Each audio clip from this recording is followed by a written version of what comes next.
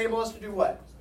Spread slavery. And yet Calhoun is so racist that he's more anti-Mexicans being in America than he is spreading slavery. This is the same guy who we just read on Monday arguing that the slaves of Africa are in better shape than at any point in their history. That slavery is for the common good. That slavery benefits the slave, benefits society. Go slavery. But he draws the line at conquering and taking over part of Mexico because, oh my God, there's Mexicans there. I wonder how you feel in today's The baby Trump. Yeah, God, I wonder how you feel in today's world. So,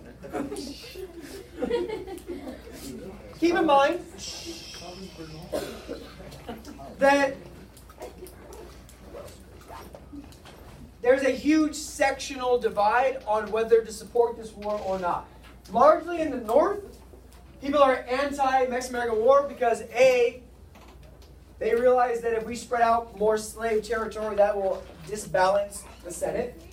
B, in the North and in the West, in the northern part of the West, they're more worried about internal improvements, infrastructure, improving the nation. And they're worried all of our tax money is going to the war.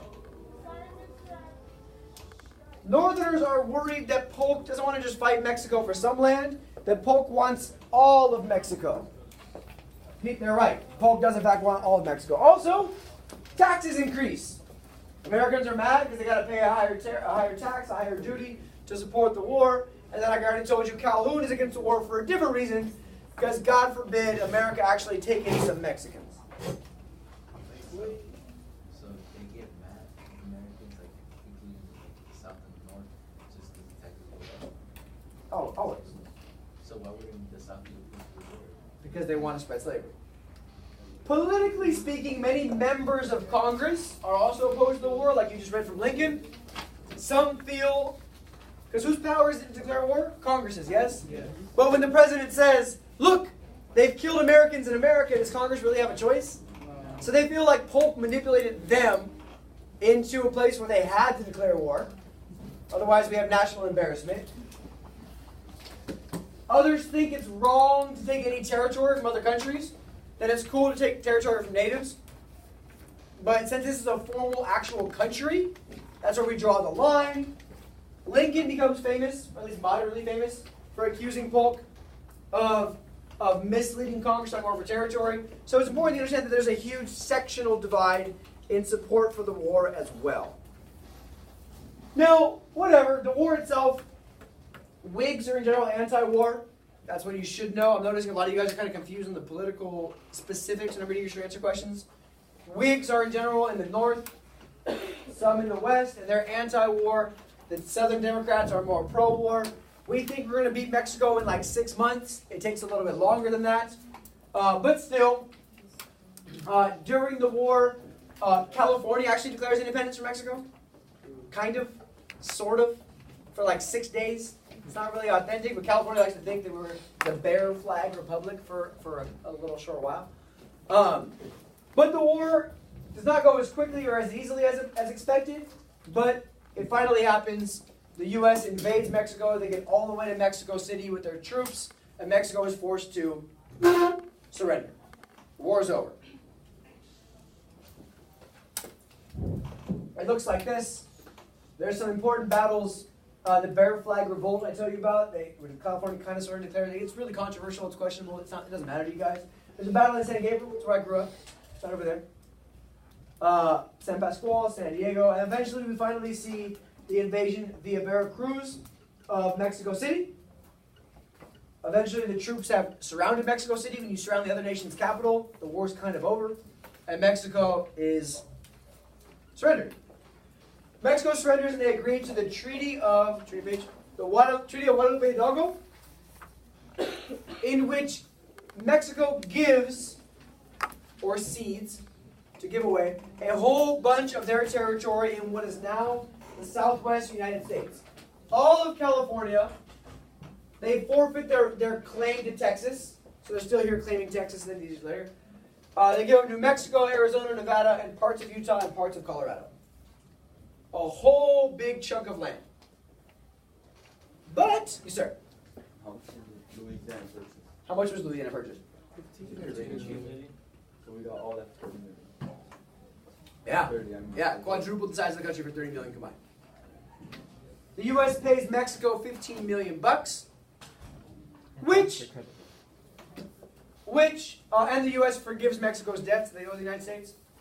I think this is kind of like a peace offering in a sense, because when you win a war, you don't need to pay them for land.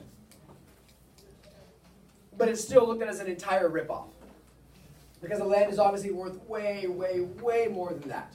It's a lot of land, a huge amount of land. What happens later that same year? Gold is found in California. I know. Mexico stays taking the metals.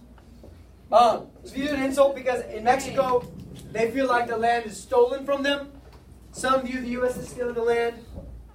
And even the treaty itself gets opposition. The war is over, America wins, and people are still, North is still mad, South is still mad. I'll tell you why they're mad. In the North, the Whigs are mad that we've acquired any territory. They say, wait a second. If this was a war of ideals about Texas and shedding blood on American soil, why did we go get all the rest of that land? That wasn't part of the war. They're right. Northern Whigs are upset because they see this war as an effort to expand slavery. And even some Southern Democrats are upset because they're like, man, we only got all that land, we should have got all of Mexico. And Calhoun's like, no, that's way too many Mexicans. Absolutely not. Yeah, way too many. No. There's a lot of them. So in the North, they're like, we shouldn't take any land but Texas. In the South, they're saying we should take all of Mexico. So there's sectional opposition to the treaty on both sides. Just like there was sectional opposition to the war on both sides. Treaty of Versailles? What's up? Yeah, Treaty of Versailles. So, what do you know? New land, new territory, new problems. Same problems. We'll end on this day, it's great. Oh my God. We have a bunch more land. What are we going to do about it? Slane, what can we do? Should we have slavery? Should we not have slavery? Should we have half slavery? Half free? What are we going to do? Civil War. Here's an idea. Eyes over here. Perfect idea. Great solution. We'll take the Missouri. Where's the Missouri Compromise line? Don't point at the damn map. Yeah, at the bottom of Missouri, yes? The top of the bottom. And the top of the bottom. So, how about this? Where does the Missouri line stop? Right where the Louisiana Purchase line stops. Why don't we just do this? Who wins? Everybody wins. Because we can have more space. Well, not everybody. The Mexicans don't win. John C. Calhoun has his way. Why don't we just extend the line right across, and that way we can just ignore the problem some more. Except the problem is California. California is like, nope, we are not getting split. We are going to be a whole entire state. Not happening. Good job, California. So we have a solution. It's called the Wilmot Proviso. It's just like when we bought Louisiana. Remember there was the Talmadge Amendment, which tried to pass this idea that none of the land bought from France should have slavery. Does it pass? No, because the Southerners in the Senate are like, no, we're spreading slavery. So the Missouri Compromise has the Talmadge Amendment. The Treaty of Guadalupe Hidalgo has the Wilmot Proviso. The Wilmot Proviso says, how about this? Southern Democrats, you said the war wasn't about spreading slavery. So put your money where your mouth is. Pass this proposition that says no slavery in the new territory.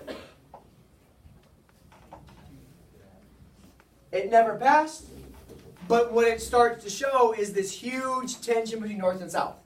The Southerners are pissed off this would even be proposed. The Northerners are like, well, you said it wasn't a war for slavery, so what's the big deal? I don't see what the big problem is. Y'all said. But now we have this huge ripping off of the scab, so to speak, of the slavery scab that's been kind of just sitting there, kind of sort of ignored after the Missouri Compromise, that now has been revisited. It's bleeding again. It's bleeding more. It's a problem. We're going to have some issues.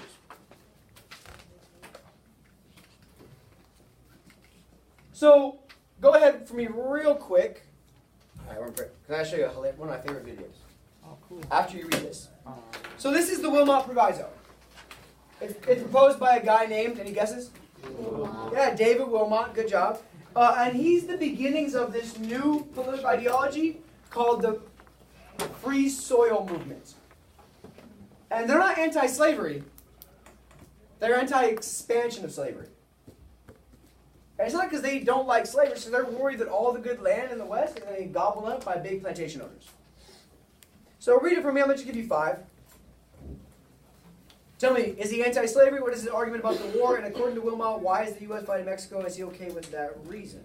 So this Wilmot Proviso I think it's very important to get our minds around how this document helps demonstrate the tension between North and South over this expansion of slavery thing. So take 5. Oops.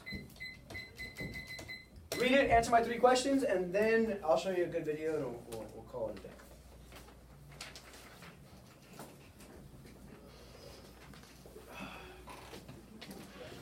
You guys did a good job today.